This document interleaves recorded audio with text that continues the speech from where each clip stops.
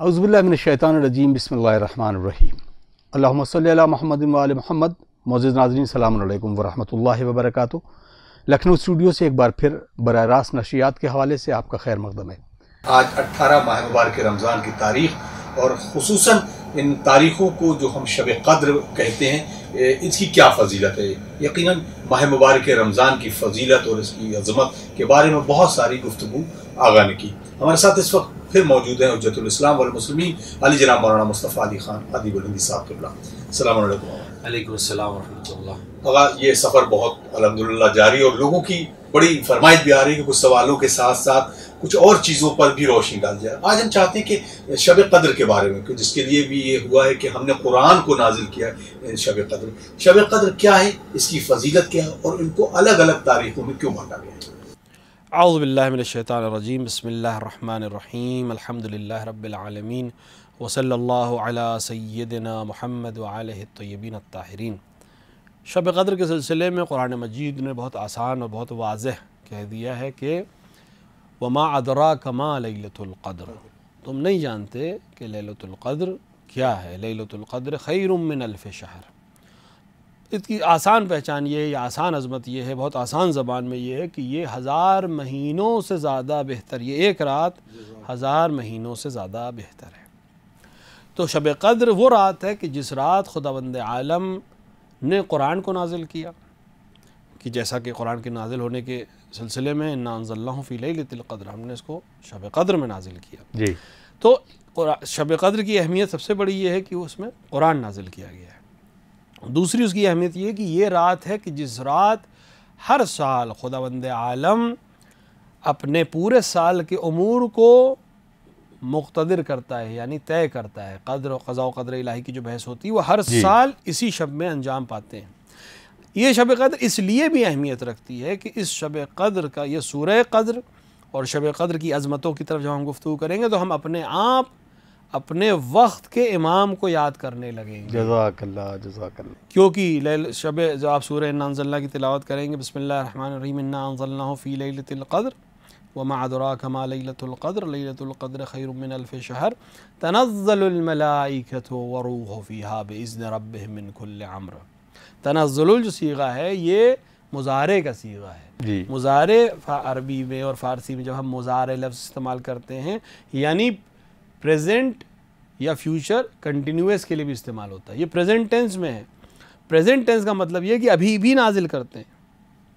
یہ نہیں کہا کہ ہم نے شب قدر میں نازل کیا تھا۔ کیا کہنا؟ اگر خداوند عالم کہتا ہے کہ ہم نے شب قدر میں نازل کیا تھا، ملائک کو نازل کیا تھا، بات ختم ہو جاتی۔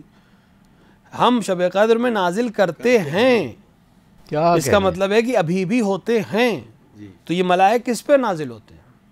یہ امور کو لے کر کس پہ نازل ہوتے ہیں؟ تو کوئی ایک ایسی ذات ہمیں چاہیے جس پر یہ ملائک امور کو لے کر نازل ہوتے ہیں، رات بھر آتے ہیں اور تمام چیزیں۔ تنزل الملائکۃ والروح فیہا باذن ربہم من کل امر سلام ہی حتی مطلع الفجر۔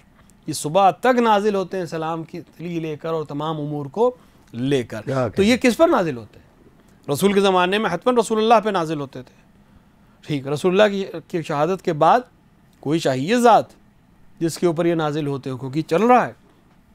لہٰذا ایک سلسلہ امامت کا ایک اثبات اسی سورہ قدر میں موجود ہے۔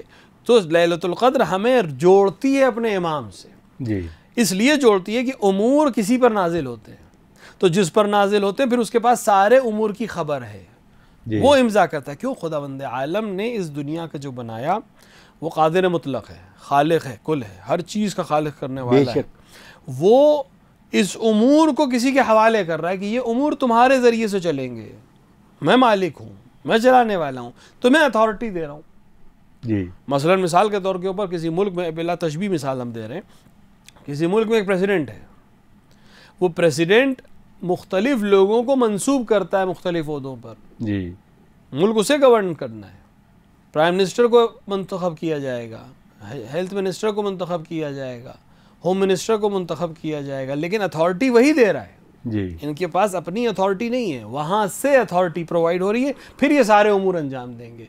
اتنا زیادہ یہ امور میں انوالو ہو جاتے ہیں کہ ہم کبھی کبھی غافل ہو جاتے ہیں اس اصل پاور سے جس نے ان کو یہ اتھارٹی دی ہے، لیکن ہمیں اس طرح رہنا ہے کہ جس کو اتھارٹی دی گئی ہے اس سے ہمارے رابطے کیسے ہیں. اسی لیے انہوں نے کہا کہ تمہارے سارے نام اعمال ہمارے سامنے پیش کیے جاتے ہیں، لہٰذا ہمارے سامنے جب تمہارے نام اعمال پیش ہوں تو تمہارے نام اعمال اچھے ہوں تاکہ ہم اس کے اوپر خوش ہو سکیں. لہٰذا امام کے پاس یہ ساری چیزیں جا رہی ہیں. امام اتھارٹی ہے. روایت کہتی ہے کہ امام سائن کرتا ہے باقاعدہ. یہ امور جو قضاء و قدر کے ڈیسائیڈ ہوتے ہیں کہ سال بھر اب دنیا کو اس طرح چلنا ہے، یہ سارے امور اس دنیا میں انجام پانے، یہ رزق بٹے گا، اس طرح سے موت اور حیات بٹے گی، یہ آپ کے کمان میں ہونا ہے. لہٰذا امام باقاعدہ اپنی دستخط کرتا ہے سال بھر کے ان معاملات پہ جو ہونے والے ہیں اگلے سال. تو شب قدر منسوب ہے امام میں وقت کی طرف. تو ہمارے لیے ضروری ہے کہ شب قدر میں ہم اپنے امام سے اپنا رابطہ اچھا کریں. یہ رات جو آج کا دن گزرنے کے بعد آئے گی یہ پہلی شب قدر ہے. کیوں؟ اچھا یہ سوال بھی آپ کا اچھا تھا کہ شب قدر کو کیوں ڈیوائیڈ کیا گیا. شب قدر ڈیوائیڈ نہیں کی گئی ہے. ہمیں معلوم نہیں ہے کہ کون سی رات واقعاً شب قدر ہے.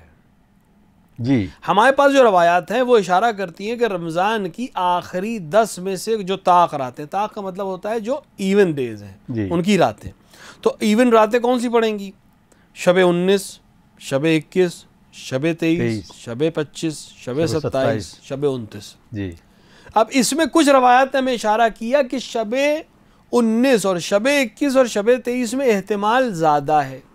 جی بعض نے شب 25 اور بعض شب 27 کی بھی روایت کی ہے، لیکن وہ روایت ضعیف ہے. لہٰذا ہمارے اہل سنت برادران جو ہیں وہ شب 27 کو شب قدر کے عنوان سے زیادہ اہمیت دیتے ہیں. جی لیکن اگر آپ اس میں عمل کرنا چاہیں تو کوئی حرج نہیں، کیونکہ آخری 10 دنوں کی طاق راتوں میں سے کوئی ایک رات شب قدر ہے. بلکہ ہمیں بعض علماء میں تو یہ بھی ملتا ہے ان کی سیرت میں کہ انہوں نے پورے رمضان میں ہر رات شب قدر کے اعمال کیے. کیا کہنے کہ کوئی نہ کوئی ایک رات تو حتماً ہے.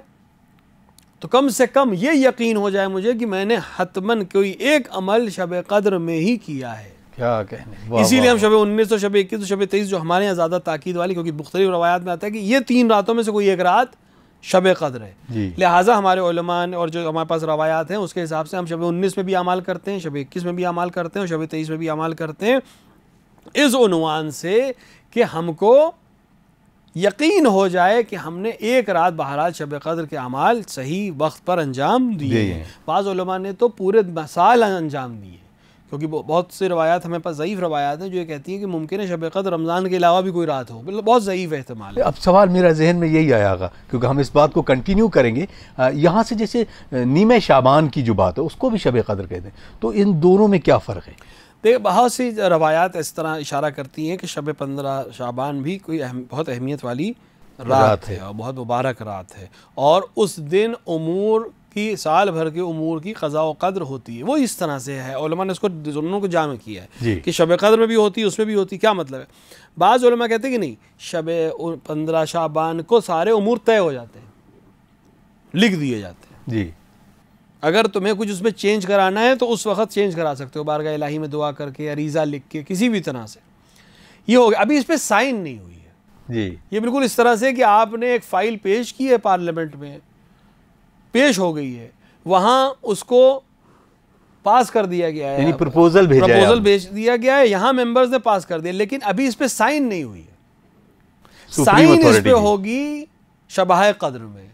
تو ابھی سائن ہونے کے بیچ میں اگر کوئی امینڈمنٹ لانا ہے، کوئی چینج لانا ہے، فائل میں کوئی چیز رہ گئی ہے تو یہ چینج کر سکتے ہو. یہ تمہاری مہلت جو ہے 15 شعبان تک تمہارے پاس اس کی مہلت ہوگی. 15 شعبان کو ہم فائل بھیج دیں گے.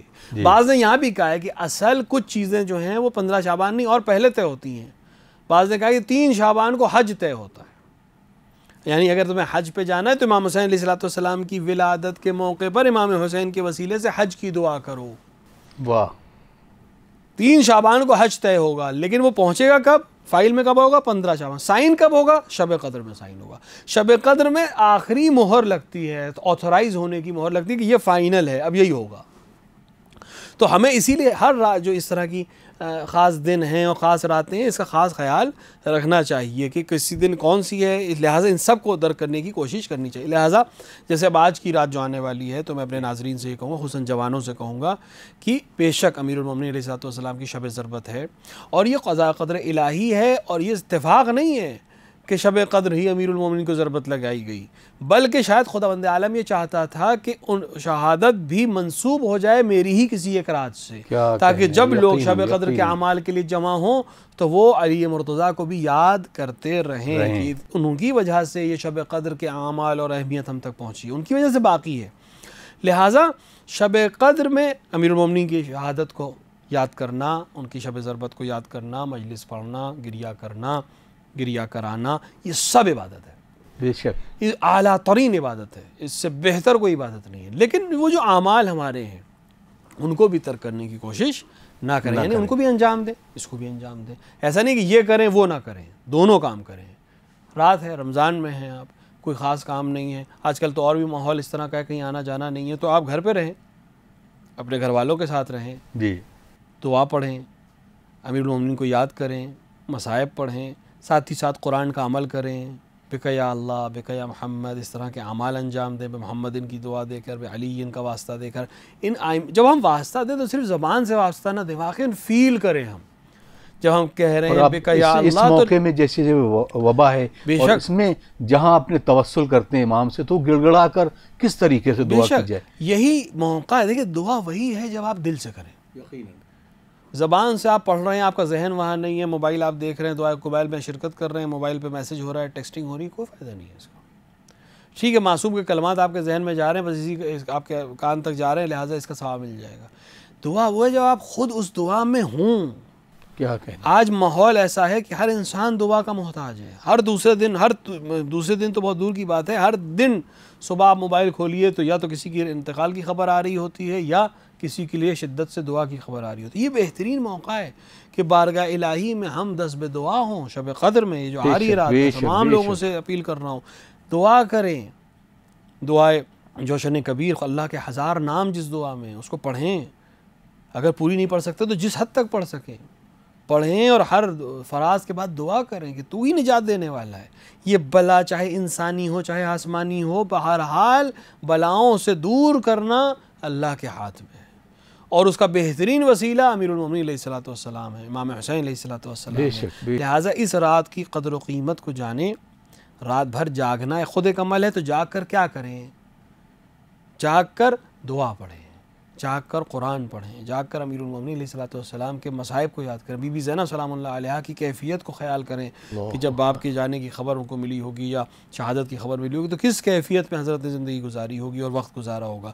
اس کو یاد کر کے ان آنسوؤں کے ساتھ اللہ اکبر، جب ہم بارگاہ الہی میں دعا کریں گے اور واسطہ دیں گے امیر المومنین علیہ الصلوۃ والسلام کا، تو یقیناً خدا رحمان و رحیم ہے۔ امیر المومنین کے نام لے کے جب دعا کی جائے، روایت میں ہے کہ ایک دن امیر المومنین علیہ الصلوۃ والسلام رسول اکرم کی خدمت میں حاضر ہوئے اور کہنے لگے یا رسول اللہ مجھے دل تھوڑا سا تنگ لگ رہا ہے، جسے کہتے ہیں دل میں گھبراہٹ ہو رہی ہے، جی تھوڑا سا تنگ لگ رہا ہے مجھے، آپ میرے لیے دعا کر دیں۔ رسول اکرم نے 2 رکعت نماز پڑھی، پھر اس کے بعد اپنے دونوں ہاتھوں کو بلند کر کے کہا یا علی، یہاں علی سے مراد اللہ ہے کیونکہ علی اللہ کا نام ہے، جی، یا علی بحق علی، اے علی العلا تجھے واسطہ ہے اس علی کا، اغفر علی، علی کی مغفرت فرما، یعنی علی کے لیے سبک کر دے، آسان کر دے۔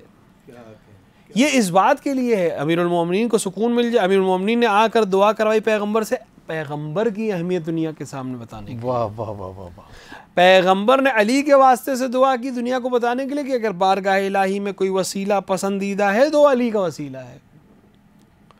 تو امیر المومنین دعا کے آداب ہمیں سکھا رہے ہیں، امیر المومنین بتا رہے ہیں کہ ہمیں دعا کی ضرورت ہے، واہ واہ واہ واہ، ہم دعا کریں الہی بحق علی۔ جب آج رات میں ہم کہیں بے علی بے علی بے علی، تو خیال کریں واقعاً امیر المومنین کو سر پہ محسوس کریں، قرآن جب ہمارے سر پہ رکھا ہے تو سایہ علی کو بھی ہم محسوس کریں، کیا کہیں، جب ہم کہیں بے علی تو محسوس کریں کہ تجھے واقعاً علی ابن ابی طالب علیہ الصلوۃ والسلام کا میں واسطہ دے رہا ہوں، اور یقین رکھیں اگر ہم نے اس واسطے کو اور اس رابطے کو قائم کر لیا تو ہمارے لیے نجات ہے۔ بے شک، اپنے لیے دعا کریں، اپنے گھر والوں کے لیے دعا کریں، پڑوسیوں کے لیے دعا کریں، تمام مومنین و مومنات و مسلمین و مسلمات و تمام بشریت کے لیے دعا کریں۔ ہم جس دور میں گزر رہے ہیں اس میں بشریت مر رہی ہے، انسانیت پامال ہو رہی ہے۔ آج انسان کے برے وقت میں اپنے فائدے کو سوچ رہا ہے، ان حالات میں سوچیں جہاں موت بکھر رہی ہو، وہاں بھی انسان اس سوچ میں ہے کہ میں انجیکشن کیسے مہنگا بیچ دوں، میں نقلی دوائیں کیسے بیچ کے پیسے کما لوں، میں کیسے 1 روپے میں ملنے والی چیز 10 روپے میں بیچ دوں. اس کا مطلب انسانیت ختم ہو رہی ہے. اور جب انسانیت کا زوال آتا ہے تو عذاب نازل ہوتا ہے. جس شہر میں روایت کہتی ہے کہ جس ملک میں حاکم ظالم ہو جائے اور عدالت ظالم ہو جائے وہاں عذاب الہی نازل ہوتا ہے. اللہ اکبر. لہٰذا ہمارے لیے بہت ضروری ہے کہ ہم اپنے آپ کو دیکھیں، اپنے آپ کو تولیں، اپنے آپ کو پرکھیں، کم سے کم اپنی بساط بھر عدل اور انصاف سے کام لینا شروع کریں تاکہ یہ بلا ہم سے دور ہو. اور اس شب کو خصوصی طور پر ہم ضرور اس گریہ و زاری میں گزاریں. بے شک ہمیں یقین نہیں ہے کہ شب 19 شب قدر ہے یا شب 21 شب قدر ہے یا شب 23 شب قدر ہے، کوئی حرج نہیں ہے. ہم تینوں میں عمل کریں گے. اگر انسان کو کوئی واقعاً کسی چیز کی ضرورت ہوتی ہے تو کتنی بار اس دروازے پہ جاتا ہے، کتنی بار سائن کرانے ایک آفیسر کے پاس ہم جاتے ہیں. تو جب دنیاوی لوگوں کے پاس ایک دنیا کے 10 روپے اور 100 روپے کے کام کے لیے ہم 10 بار جاتے ہیں، تو وہ جو قادر مطلق ہے اگر اس نے 3 دن کے لیے بلا لیا تو ہمیں کیا پریشانی ہے، ہم جا سکتے ہیں بے شک، اور اس کے پاس جا کے وہ چیزیں مانگیں جس کی پوری بشریت کو ضرورت ہے. جزاک اللہ. بہت خوبصورت گفتگو چل رہی ہے. اب ایک سوال اکثر لوگ کیا کرتے ہیں اس طریقے سے کہ وہ ہر دن خدا کے بنائے ہوئے ہے، ہر مہینہ خدا کا بنایا ہوا، تو بعض پر فضیلت کیوں ہے؟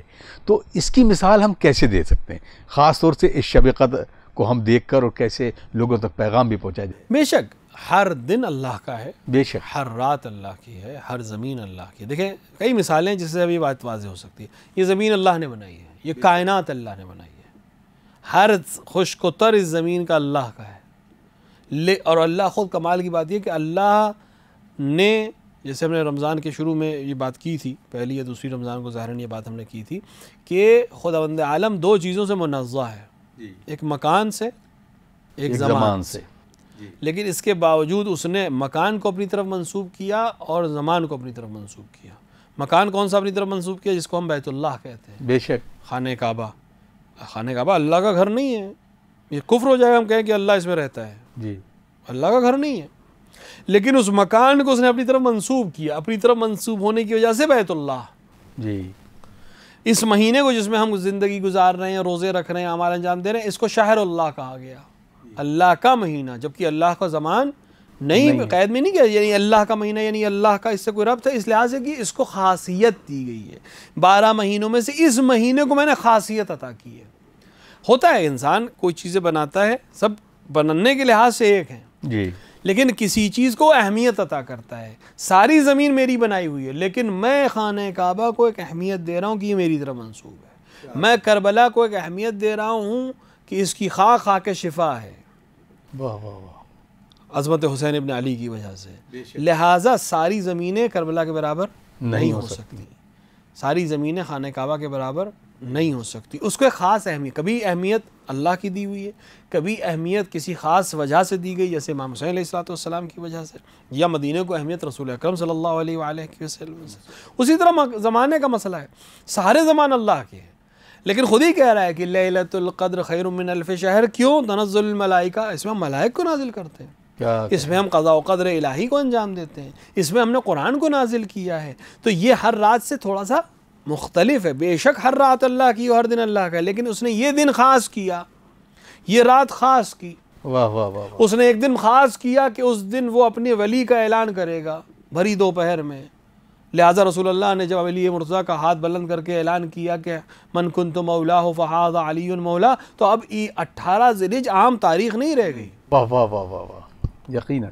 جب 30 دن کے روزے پورے کر کے تم عید کا دن مناؤ گے تو اب یہ دن پچھلے دن جیسا نہیں ہے، یہ دن اگلے دن جیسا بھی نہیں ہے.